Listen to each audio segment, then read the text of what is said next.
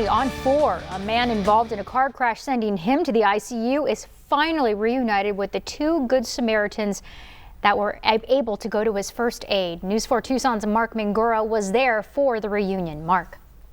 Angelique, Edward Cheville spent 6 days in total in the hospital as he recovered from the crash. Once he was out, he just wanted to thank those that helped him out of his smoking car. And today, he got that chance.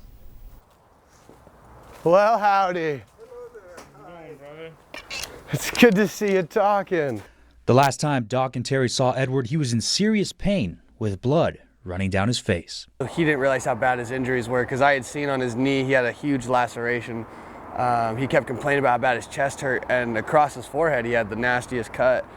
And so I knew I just had to keep calm in order to keep him calm. That awareness on how to handle the situation is something that Edward really appreciated at the time. These 2 guys are a wonderful example. There are also a lot of people out there in the world that do good stuff that never get noticed.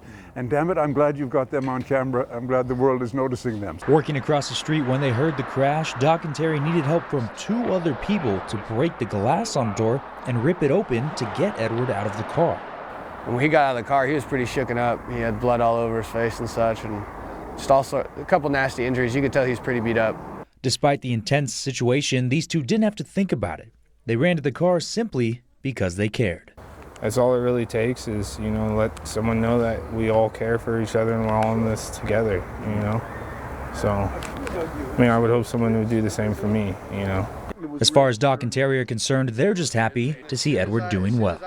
I'm glad to see him up and walking, it's good to see him, looking even more alive than ever,